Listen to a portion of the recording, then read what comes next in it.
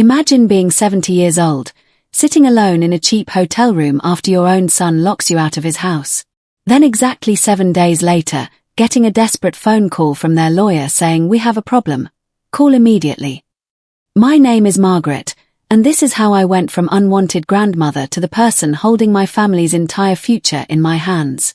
First, let me thank you for watching Granny's True Stories. Please subscribe and tell me where you're watching from. I may give you a shout out in my next video.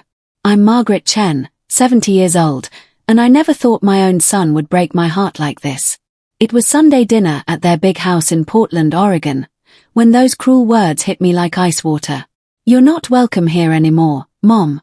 Don't come back." My spoon dropped into my soup bowl as I stared at them, shocked. My son David's face was hard as stone, while his wife Jessica crossed her arms, looking pleased. My granddaughter Emma, just 10 years old, started crying at the table. Before I could say anything, they both stood up and pointed toward the front door. I walked out in a daze, hearing the lock click behind me. The spare key they'd given me years ago felt heavy and useless in my shaking hand. I sat in my old car outside their house, tears falling as I tried to understand what just happened. Was it because I questioned their strict rules with Emma? Or because I suggested they spend more time as a family instead of always working? A week passed in my small apartment, my mind spinning, when my phone buzzed with an email from a lawyer I'd never heard of. The message was short but urgent. "Mrs. Chen, we represent your son and daughter-in-law. There's been a serious mistake. Please call immediately." My stomach dropped. 1 week ago, they had thrown me out like trash, and now their lawyer needed my help. I stared at those words and couldn't help but smile bitterly. Has anyone ever been treated badly by family they trusted? Share your story below. Growing up poor in Portland meant I knew the value of hard work. When David was born, I worked 3 jobs to give him everything I never had. I cleaned offices at night, worked at a bakery in the morning, and took care of other people's kids in the afternoon. Every penny went toward his education and future. David was my whole world. I'd help him with homework at the kitchen table, save up for his school supplies, and cheer at every baseball game. When he got into college, I was so proud. I worked extra hours to pay for his books and classes. He studied business and always talked about making lots of money someday. After college, David started his own company selling computer parts. He was smart and worked hard, just like I taught him. Business grew fast, and soon he had a big office and many workers. He met Jessica at a business meeting, and they got married 2 years later. She was pretty and came from a rich family. At first, Jessica seemed nice enough. She'd smile and say the right things when David brought her to my apartment. But I noticed little things. She'd wrinkle her nose at my simple furniture and ask David quietly why we couldn't meet at restaurants instead. When they got engaged, she made it clear the wedding would be small and fancy. The wedding was beautiful but cold. I felt out of place in my best dress among all their wealthy friends. Jessica's parents looked at me like I didn't belong, whispering behind their hands. During the reception, I tried to share funny stories about David as a baby, but Jessica quickly changed the subject to their honeymoon plans. When Emma was born, everything changed. I was so excited to be a grandmother. I knitted blankets, bought little toys, and couldn't wait to hold her. But Jessica had rules about everything. I could only visit on certain days, only stay for short times, and couldn't pick up Emma without permission. It hurt, but I followed their rules because I wanted to see my granddaughter. As Emma grew older, I noticed she was always busy with tutoring, piano lessons, and language classes. At age 5, she had schedules like a grown-up. When I suggested she needed more time to just play and be a kid, Jessica's smile would turn cold. "We know what's best for our daughter," she'd say, her voice sharp. David changed too. The sweet boy who used to hug me tight now seemed distant and tired. He worked all the time, even on weekends. When I'd ask about taking breaks or spending family time together, he'd just nod and change the subject. Jessica controlled everything in their house, from the food they ate to the shows they watched. I tried to be the fun grandma. I'd bring coloring books and simple games for Emma, but Jessica would put them away, saying they weren't educational enough. When I'd suggest we go to the park or get ice cream, she'd remind me of Emma's busy schedule. Every visit felt like walking on thin ice, afraid to upset their perfect routine. Last Christmas was when things got really bad. I bought Emma a simple doll from the toy store, nothing fancy but something she could cuddle and play with. Jessica opened the gift box, looked at the doll, and handed it back to me. "This doesn't match Emma's room decor," she said coldly. Emma's face fell, and my heart broke. I started feeling like an outsider at family gatherings. Jessica would seat me at the far end of the table, barely include me in conversations, and quickly clean up after I ate, like she couldn't wait for me to leave. David would apologize quietly later, but he never stood up to his wife when it mattered. The final straw came last month when I suggested Emma might enjoy a sleepover at my apartment. Just one night of movies, popcorn, and grandma stories. Jessica's face turned red with anger. "Absolutely not," she snapped. "Emma needs proper structure and supervision." When I asked what she meant, she said my apartment wasn't suitable for children. That Sunday dinner started like all the others. David picked me up from my apartment, and we drove to their beautiful house in silence. Emma ran to hug me at the door, which made me smile. But Jessica quickly pulled her away, reminding her to wash her hands before dinner. We sat at their fancy dining table, everything perfect and cold. The conversation was polite but strained. Jessica talked about Emma's achievements in school and her upcoming piano recital. I tried to share how proud I was, but every comment I made seemed wrong. When I suggested we should all come to my apartment for dinner sometime, Jessica and David exchanged a look that made my stomach twist. That's when Jessica put down her fork and looked straight at me. "Margaret, we need to talk about boundaries," she said, her voice calm but cruel. "Your interference in Emma's upbringing has gone too far. You question our parenting, disrupt our routines, and frankly, your lifestyle isn't compatible with our family values." I felt like I'd been slapped. "I'm just trying to be a good grandmother," I said quietly. "Emma is my granddaughter too." David finally spoke up, but not to defend me. "Mom, Jessica's right. You need to respect our decisions and stop undermining us. Emma doesn't need your old-fashioned ideas." My heart was breaking, but I tried one more time. "David, honey, I just want to love Emma and be part of her life. I'm not trying to cause problems." Jessica stood up, her chair scraping loudly. "That's exactly the problem. You think your way is better than ours. Emma needs structure, not chaos." I looked around the table, hoping someone would defend me. Emma was crying softly, confused by the grown-up anger. David wouldn't meet my eyes, just stared at his plate like a coward. That's when Jessica delivered the final blow. "I think it's best if you don't come around anymore." "What?" I whispered, not believing what I heard. David nodded slowly. "Mom, maybe some space would be good for everyone.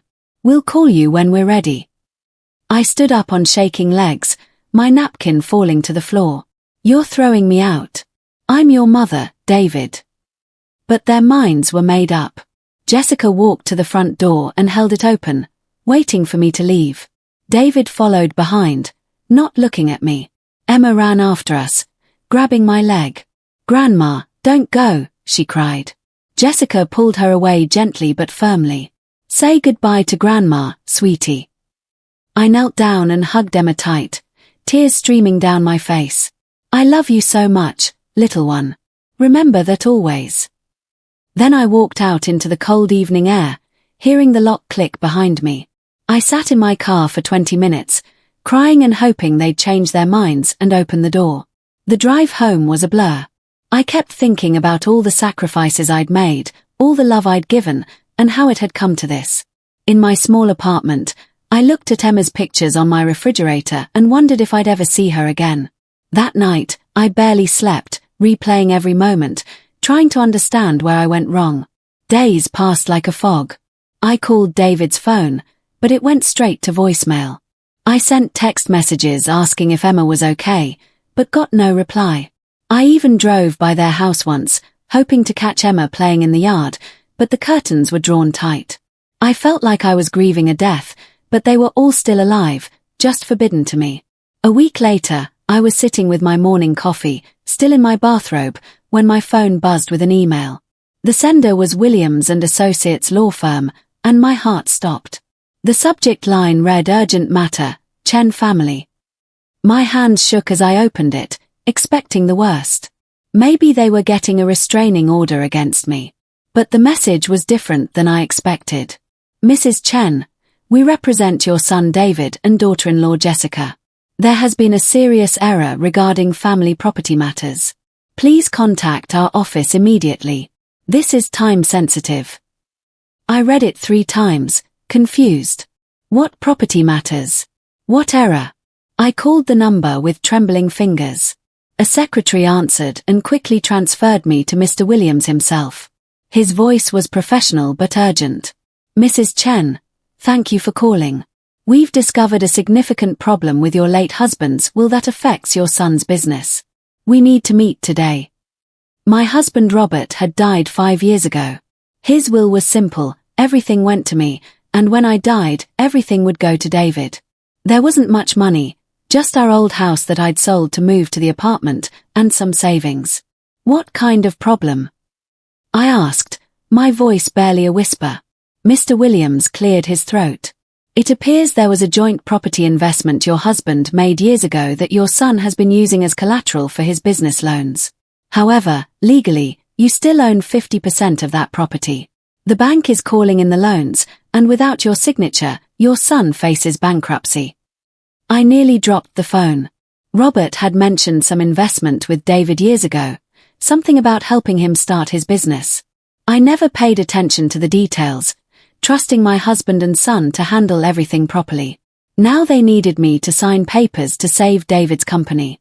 How much money are we talking about? I asked. Mr. Williams paused. The property is worth approximately $800,000.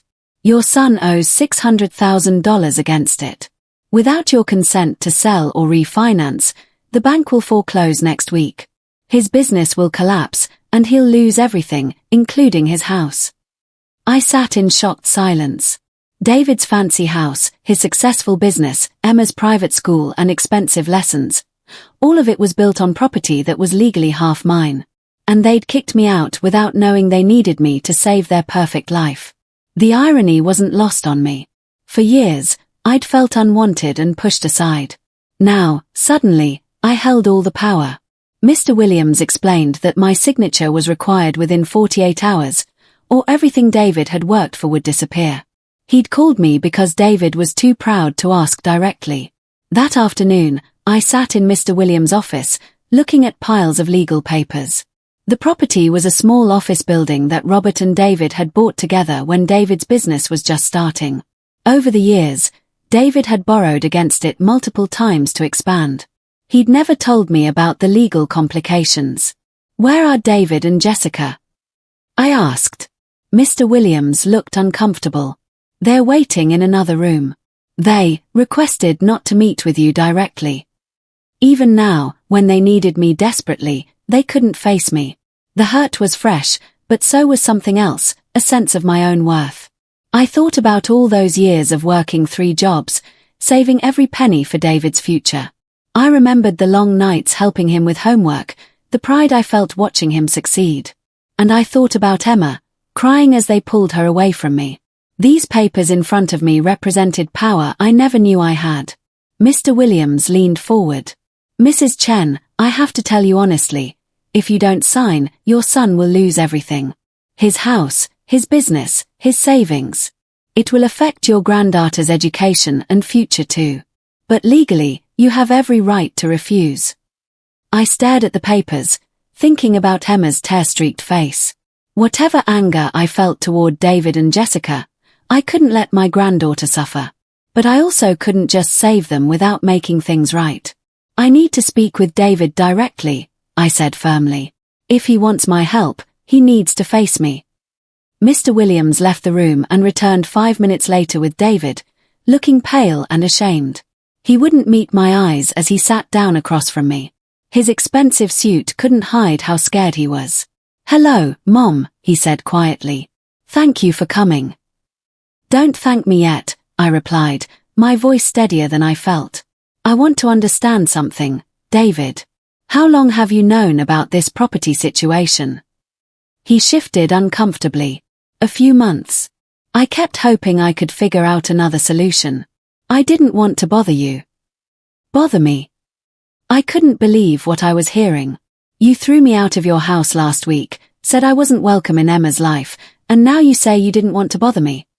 David finally looked up, and I saw tears in his eyes. Mom, I'm sorry. Jessica thought. We thought it was better to keep family and business separate. I leaned back in my chair, studying my son's face. David, do you remember when you were 8 and broke Mrs. Johnson's window with your baseball? You came to me crying, scared she'd call the police. What did I tell you? He nodded slowly. You said lying makes everything worse, and the right thing is always to tell the truth and ask for help.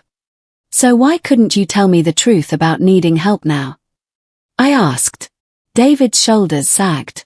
Because I was embarrassed. Mom, you raised me alone, sacrificed everything for me, and I still managed to mess up this badly. I didn't want you to think I was a failure. My heart softened slightly, but I wasn't done. And Jessica, does she know about this meeting? David nodded miserably. She's in the car outside. She wanted to handle it through lawyers only, but Mr. Williams said you had to agree voluntarily. She's not happy about having to involve you. I stood up and walked to the window, looking down at the parking lot. I could see Jessica sitting in their expensive car, talking on her phone, probably complaining to someone about this situation. Emma was in the back seat, looking bored and sad. My granddaughter had no idea her world might crumble. David, I said without turning around, if I sign these papers and save your business, what changes? Do I get to see Emma? Do I get treated like family again? Or do you just expect me to disappear until the next crisis? The office was quiet except for the sound of traffic outside. Mom, I know we hurt you, David said finally. Jessica has strong opinions about family boundaries, and I went along with it because I wanted peace at home. But Emma misses you. She asks about you every day. She doesn't understand why Grandma can't visit anymore. I turned back to face him. Your wife made it very clear that my lifestyle isn't compatible with your family values. That I'm somehow harmful to Emma. If I'm good enough to save your business, why am I not good enough to love my granddaughter? David had no answer for that. Mr. Williams cleared his throat gently.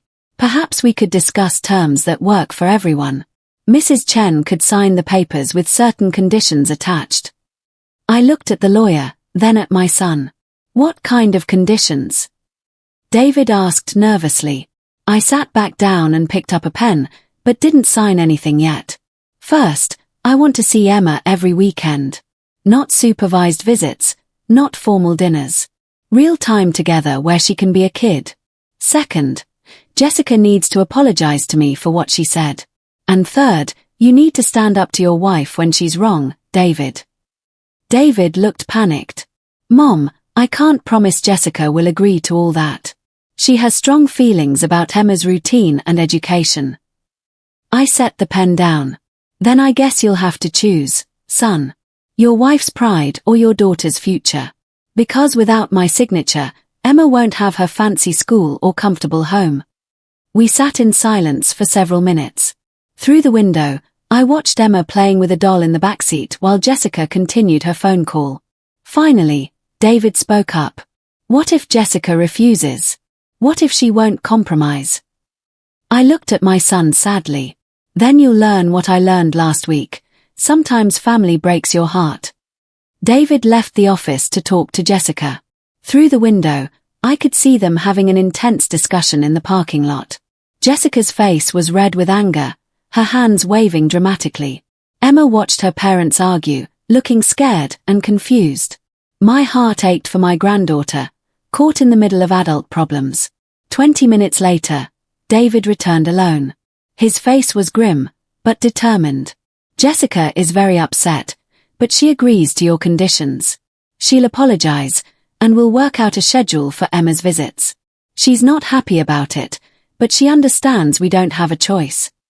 I picked up the pen again, but hesitated.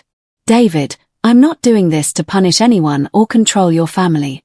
I'm doing it because I love Emma, and she needs her grandmother.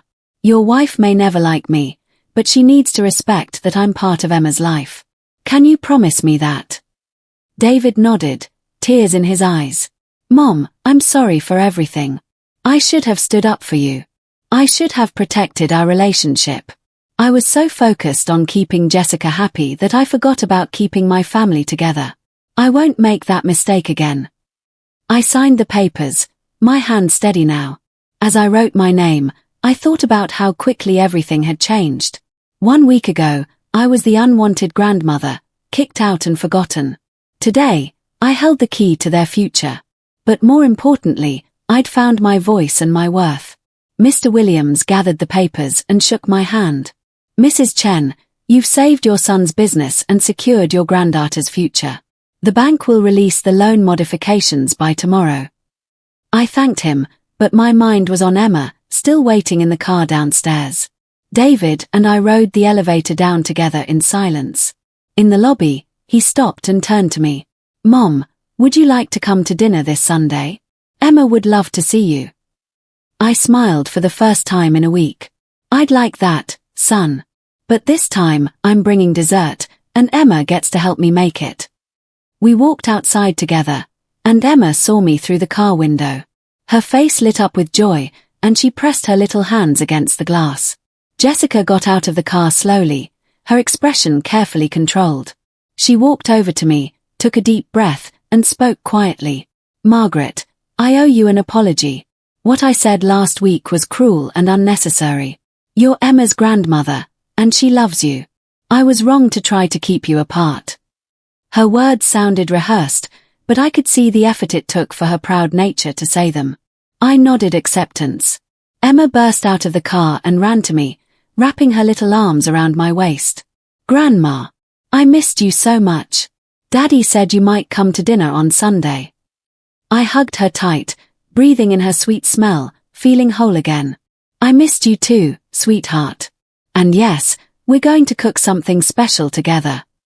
As we talked, I noticed David watching us with relief and regret in his eyes.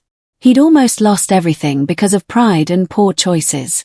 But sometimes it takes a crisis to show people what really matters. Jessica stood apart, still uncomfortable, but no longer openly hostile. Driving home in my old car, I thought about how strange life can be.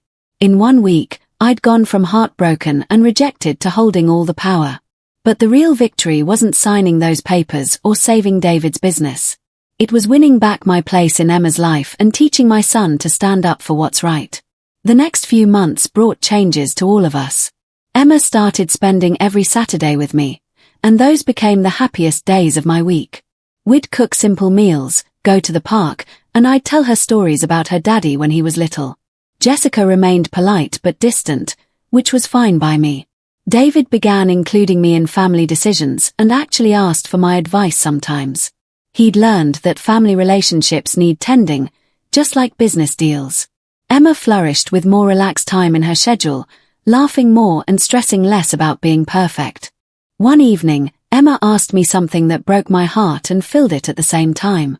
"Grandma, why did Mommy and Daddy not want you to visit before?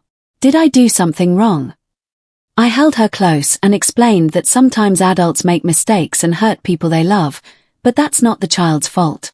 I told her about forgiveness and second chances, about how families can get stronger after they work through problems. Emma listened carefully, then said, "I'm glad you came back, Grandma.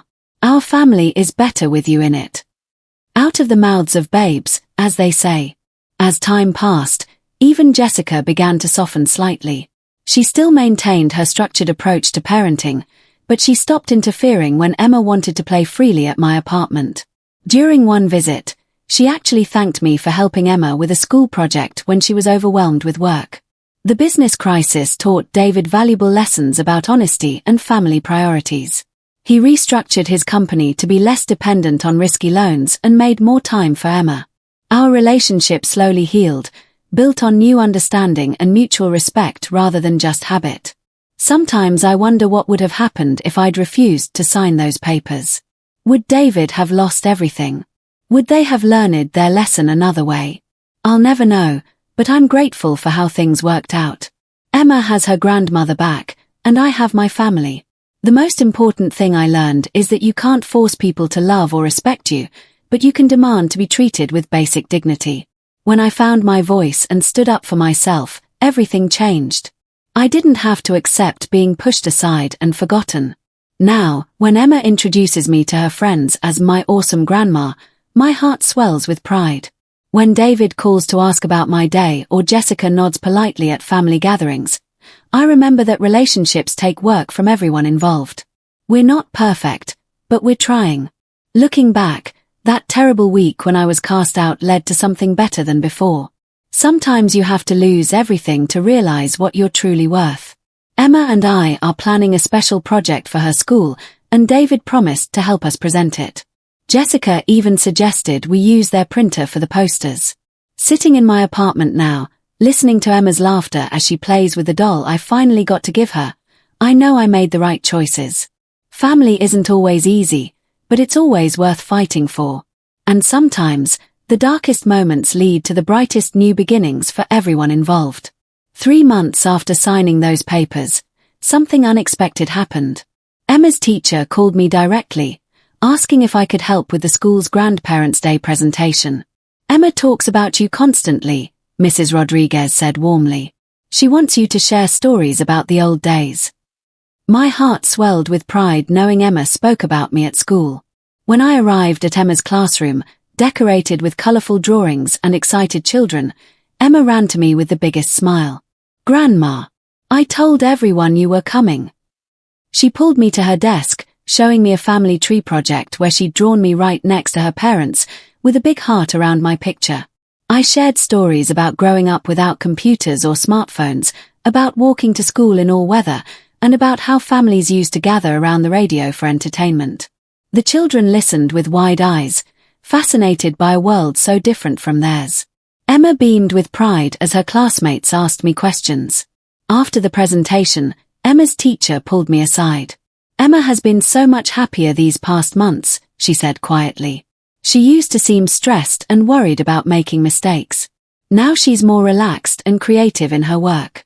Whatever changed at home, it's been wonderful for her." That evening, David picked me up for our new weekly dinner tradition. As we drove to his house, he said something that surprised me. "Mom, Jessica has been thinking about going back to work part-time. She asked if you'd consider helping with Emma after school twice a week. Of course, we'd pay you for your time." I almost laughed out loud. 6 months ago, Jessica thought I was unfit to spend time with Emma unsupervised. Now she wanted to hire me as childcare. "I don't need payment to love my granddaughter," I told David firmly. "But I appreciate that Jessica is learning to trust me with Emma's care." At dinner that night, Jessica made an effort to include me in conversations about Emma's activities and school progress. She even asked my opinion about whether Emma should continue with so many structured activities. Maybe 1 or 2 activities and more free time. I suggested gently. To my surprise, Jessica nodded thoughtfully. Emma, who had been quietly eating her vegetables, suddenly spoke up. "Grandma, can you teach me to knit like you taught Daddy when he was little?" Everyone at the table turned to look at her. David smiled, remembering the winter I'd taught him to make simple scarves. "I never knew Daddy could knit," Emma giggled. "Your daddy was actually quite good at it," I told Emma, watching David's face turn red with embarrassment. "He made me a beautiful scarf for Christmas when he was 12. I still have it." Jessica looked genuinely surprised. "You never mentioned that, David. What other talents are you hiding from us?" That conversation opened something new in our family dynamic. We started sharing more stories about David's childhood, about my late husband Robert, about traditions and memories that connected us across generations. Jessica began to understand that family history wasn't something to dismiss, but something valuable to preserve. A few weeks later, Emma asked if she could spend the night at my apartment. Jessica hesitated at first, running through a mental list of concerns. Does she have proper sheets? What about her nighttime routine? What if there's an emergency? But David intervened gently. Jess, it's one night. Mom raised me just fine. That sleepover was magical. Emma and I made homemade pizza, watched old Disney movies, and I taught her to knit basic stitches. We stayed up later than her usual bedtime, talking about everything from her dreams for the future to her questions about what heaven is like since her grandfather was there. In the morning, I made Emma pancakes shaped like animals, something I used to do for David. She took pictures with my old camera to show her parents, excited about our special grandmother-granddaughter traditions. When David and Jessica picked her up, Emma was bubbling with stories about our night together. Jessica watched Emma's animated face as she described our evening, and I saw something shift in her expression. She's never been this excited about a sleepover before, Jessica said quietly to David. Usually she gets homesick and wants to come home early. It was a small admission, but it showed Jessica was starting to see the value in Emma's relationship with me. As spring turned to summer, our family found new rhythms. Emma spent more time at my apartment, Jessica included me in planning her birthday party, and David began calling me just to chat, not just for scheduled visits. The crisis that had nearly torn us apart was becoming the foundation for something stronger. One afternoon, while Emma and I were baking cookies, she asked me something profound. "Grandma, why do grown-ups sometimes say mean things they don't really mean?" I explained that adults sometimes act badly when they're scared or worried, but that doesn't make it right. "Like when Mommy said you couldn't visit anymore?" she asked perceptively. "Yes, sweetheart. Sometimes people make mistakes because they think they're protecting their family, but they end up hurting people they love instead." Emma nodded seriously. "I'm glad Mommy said sorry and that you forgave her. Our family is better when we're all together." Her wisdom at such a young age amazed me. The business David had nearly lost was doing better than ever. He'd learned to be more careful with loans and investments, and ironically, the stress of almost losing everything had made him a better businessman. He hired a financial advisor and started making more conservative choices that prioritized long-term stability over quick growth. Jessica surprised me by asking for my recipe for David's favorite childhood soup. "He's been feeling nostalgic lately," she explained. "He talks about the dinners you used to make when money was tight, but you still made everything feel special." It was the first time Jessica had acknowledged that my simple lifestyle had value. That evening, Jessica called me herself instead of having David do it. "Margaret, I wanted to thank you for being patient with me. I know I was difficult and unfair. Growing up, my family showed love through providing material things, not through time and attention. I'm learning that Emma needs both, and she gets something special from you that I can't give her." Her words meant more to me than any formal apology. Jessica was trying to understand, not just comply with the conditions I'd set. "We all want what's best for Emma," I told her. "Sometimes we just have different ideas about what that looks like. But we can learn from each other if we try." Summer brought new adventures. Emma and I started a small garden on my apartment balcony, growing tomatoes and herbs in containers. She'd come over twice a week to water plants and check for growth, learning patience and responsibility in the process. Jessica was initially skeptical but became interested when Emma started eating vegetables she'd grown herself. David suggested we take a family vacation together, something we'd never done before. "Just a long weekend at the coast," he proposed. "Emma wants to build sandcastles with Grandma, and I think it would be good for all of us to spend relaxed time together." Jessica agreed, though I could tell she was nervous about the logistics. The beach trip was a turning point for our family. Away from their structured home environment, Emma was free to just be a kid. She collected shells with me, built elaborate sand sculptures, and convinced her parents to play silly games on the beach. Jessica actually laughed when David got knocked over by a wave while teaching Emma to bodysurf. That evening, as we watched the sunset from our hotel balcony, Jessica said something I'll never forget. "Margaret, I owe you more than an apology. I owe you gratitude. Watching Emma with you this weekend, seeing how happy and free she is, I realize what I was trying to take away from both of you. I was wrong, and I'm sorry." "We all make mistakes, Jessica," I replied gently.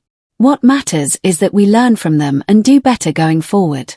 Emma is lucky to have parents who love her enough to change when they need to." That conversation marked the beginning of real friendship between Jessica and me, built on mutual respect rather than mere tolerance. Fall brought new challenges when Emma started having trouble with a school bully. She came to me in tears one afternoon, explaining how a classmate was making fun of her homemade lunches and calling her weird for knowing how to knit. "Should I stop bringing the sandwiches you taught me to make, Grandma?" My heart broke for her, but I saw an opportunity to teach an important lesson. "Emma, sweetheart, there's nothing weird about having special skills or enjoying simple things. That child is probably jealous because you have something unique and wonderful. Never let anyone make you ashamed of who you are or what makes you happy." I called David and Jessica to discuss the bullying situation. To my surprise, Jessica was furious on Emma's behalf. "How dare that child make Emma feel bad about the things her grandmother taught her," she said angrily. "Those lunches are made with love, and Emma should be proud of them." Her fierce defense of our traditions showed how much her attitude had truly changed. We worked together to help Emma handle the situation. David spoke to the school, Jessica role-played responses with Emma, and I taught her to stand tall and be proud of her unique qualities. When the problem was resolved, Emma hugged all three of us and said, "I love having a team of grown-ups who stick up for me." As winter approached, Jessica surprised me by asking if I'd help her plan a special birthday dinner for David. "He's been working so hard to rebuild trust with everyone," she said. "I want to make it meaningful, and I know you understand what would make him happiest." Together, we planned a simple but heartfelt celebration. The birthday dinner included all of David's favorite childhood foods that I used to make on special occasions. Jessica helped me cook everything from scratch, asking questions about ingredients and techniques. Emma made decorations and helped set the table. When David walked in and saw the spread, his eyes filled with tears of joy. "This looks exactly like the birthday dinners Mom used to make when I was Emma's age," he said, his voice thick with emotion. "I can't believe you remembered everything." Jessica stepped forward and put her arm around his shoulder. "Your mother taught me the recipes. I wanted you to feel celebrated the way you deserve." That evening, as we sat around the table sharing stories and laughter, I felt a deep sense of contentment. This was what family was supposed to feel like: warm, accepting, and full of love. Emma climbed into my lap after dinner, sleepy and happy. "Grandma, this was the best family party ever," she whispered. As we cleaned up together, Jessica and I worked side by side washing dishes and putting away leftovers. "Margaret," she said quietly, "I need you to know that I understand now why Emma adores you so much. You don't just love her, you see her, really see who she is as a person. That's a gift not every child gets." Winter brought cozy Saturday afternoons at my apartment, where Emma and I would work on knitting projects while watching old movies. Jessica started joining us occasionally, learning to knit herself and admitting she found it relaxing. "I never understood the appeal of slow, quiet activities," she confessed. "Everything in my life has always been fast-paced and goal-oriented." "There's value in both approaches," I told her. "Emma needs to learn how to achieve and succeed, but she also needs to know how to just be still and enjoy simple moments. Balance is the key to a happy life." Jessica nodded thoughtfully, working carefully on her first scarf, a gift she was secretly making for David. Spring arrived with exciting news. David's business had not only recovered but was thriving. He'd learned valuable lessons about financial management and had built something more sustainable than before. "Mom," he told me proudly, "I want to set up a college fund for Emma, and I want you to be the co-trustee. Your wisdom saved our family once, and I trust you to help protect Emma's future." The college fund was more than just financial planning. It was David's way of ensuring I would always have a meaningful role in Emma's life. Jessica fully supported the decision. "Margaret knows better than anyone the value of education and sacrifice," she said. "Emma couldn't have a better advocate for her future."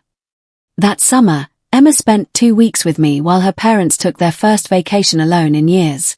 We had adventures every day, visiting museums, feeding ducks at the park, trying new recipes, and working in our expanded balcony garden. Emma kept a journal of our activities, illustrating it with drawings and photos.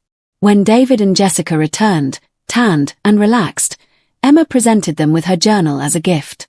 "Grandma and I had the best time ever," she announced proudly. "Look, we grew a watermelon." As they flipped through the pages, I saw Jessica wipe away tears. "Emma, this looks like you had a wonderful adventure with Grandma." That fall brought an unexpected honor. Emma's school invited me to be a volunteer reading tutor for children who were struggling with literacy.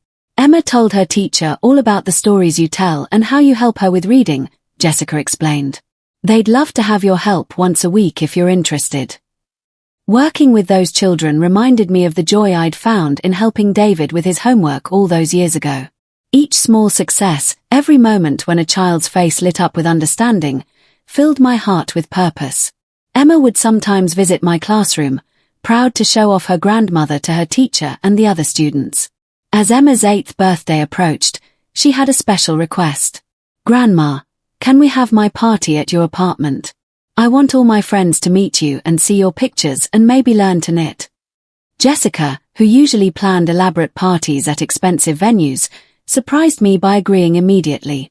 "If that's what Emma wants, that's what we'll do." The birthday party was simple but magical. 8 little girls crowded into my small apartment, fascinated by my old photo albums and eager to try knitting. We made friendship bracelets, told stories, and ate homemade cake. The parents who picked up their children commented on how happy and relaxed their daughters seemed. That evening, after everyone had gone home, Emma hugged me tight. "Grandma, this was my favorite birthday ever. My friends said you're the coolest grandmother they've ever met, and I felt so proud." David and Jessica stayed to help clean up, and we sat together afterward, tired but content, watching Emma play with her gifts. As autumn deepened into winter, I reflected on the incredible journey our family had taken. From that devastating dinner where I was cast out, to this warm, loving relationship we'd built together. The crisis that nearly destroyed us had actually been the catalyst for something better than we'd ever had before. Jessica and I had developed our own friendship, separate from our roles as mother-in-law and daughter-in-law. She'd call me for advice, share her work frustrations, and even invite me to join her book club. "You bring a different perspective that we all value," she told me. "Your life experience helps us see things more clearly." David had grown into the man I'd always hoped he'd become, strong but gentle, successful but grounded, able to stand up for what's right while still being a loving husband and father. He'd learned to balance Jessica's ambitious nature with respect for family traditions and values. But the greatest joy was watching Emma blossom into a confident, creative child who knew she was loved unconditionally. She had the best of both worlds, Jessica's drive for excellence and my appreciation for simple pleasures. She was growing up knowing that family comes first, but dreams matter too.